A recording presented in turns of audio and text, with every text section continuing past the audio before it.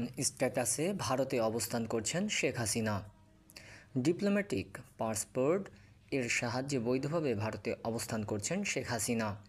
ভারতের আইন অনুযায়ী আরও ৩০ দিন অনায়াসে ভারতে থাকতে পারবেন তিনি। ছাত্র জনতার গণ আন্দোলনের তোপে মুখে পড়ে গত ৫ আগস্ট দেশ ত্যাগ করেন সাবেক প্রধানমন্ত্রী শেখ হাসিনা। তাকে নিয়ে বাংলাদেশের এয়ারফোর্সের একটি বিমান সেদিন দিল্লির কাছে গাজিয়াবাদের হিন্ডন বিমান ঘাঁটিতে অবতরণ করেন। বিগত ১৫ দিন ধরে ভারতের দিল্লিতেই অবস্থান করছেন শেখ হাসিনা ও তার বোন শেখ রেহানা। জানা গেছে, দিল্লির উপকণ্ঠে একটি আধা সামরিক বাহিনীর অতিথি নিবাস বা সেভ হাউজে থাকছেন তারা।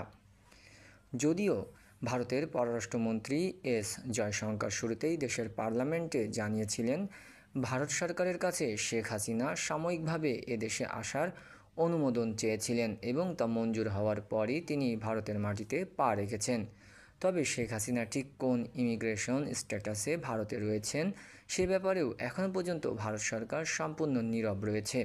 অর্থাৎ তিনি কোন বিশেষ ভিসায় ভারতে অবস্থান করছেন তা কি তাকে রাজনৈতিক আশ্রয় দেওয়া হয়েছে, এ ব্যাপারে আনুষ্ঠানিকভাবে ভারত সরকার আজ পর্যন্ত একটি শব্দ খরচ করেনি।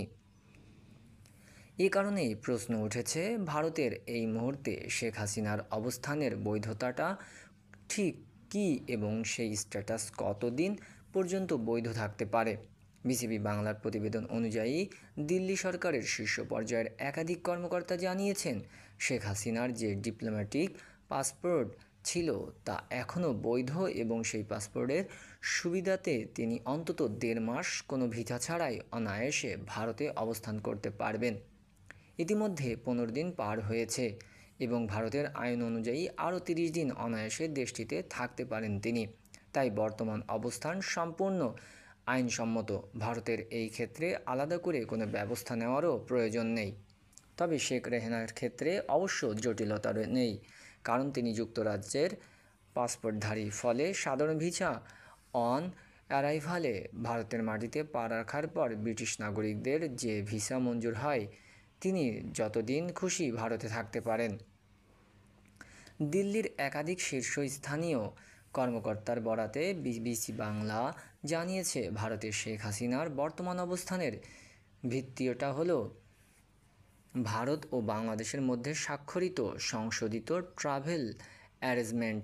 দুই দেশে শেখ হাসিনা ও নরেন্দ্র মোদী সরকারের মধ্যে ঢাকাতেই এই সমঝোতা স্বাক্ষরিত হয়েছিল ২০১৮ সালের ১৫ই জুলাই। প্রাথমিকভাবে ৫ বছর মেয়াদী এই সমঝোতাটি এই বছরের শুরুর দিকে নবায়নও করা হয়েছে।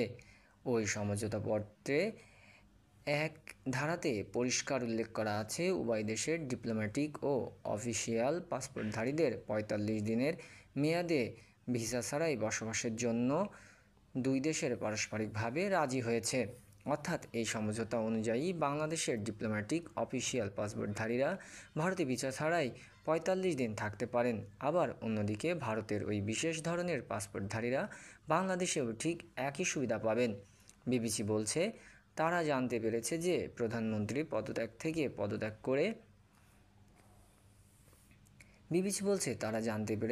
প্রধানমন্ত্রীর পদ থেকে পদত্যাগ করে শেখ হাসিনা দেশ ত্যাগের পরও তার ডিপ্লোম্যাটিক অফিসিয়াল পাসপোর্ট সম্পূর্ণ বৈধ ছিল, যে কোনো কারণেই হোক বা বাতিল করা হয়নি। এছাড়া বাংলাদেশের অন্তর্বর্তীকালীন সরকারও তা বাতিল করেছে বলে এখনও পর্যন্ত কোনো খবর নেই।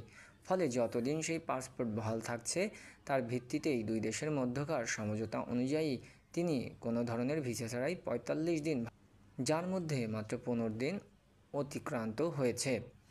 তবে এই ১.৫ মাসের মধ্যে যদি শেখ হাসিনার বর্তমান পাসপোর্ট রিভোক বা বাতিল করা হয়, তাহলে ভারতের কী করণীয় আছে এই বিষয়ে জিজ্ঞেস করা হলে দিল্লিতে একজন শীর্ষস্থানীয় কর্মকর্তা জানান, সেটাও বড় কোনো সমস্যা নয়, কারণ এই ধরনের পরিস্থিতিতে আমাদের প্ল্যান বি বা প্ল্যান সি প্রস্তুত রাখতে হয়। এখানেও নিশ্চয়ই সেটাই তৈরি আছে।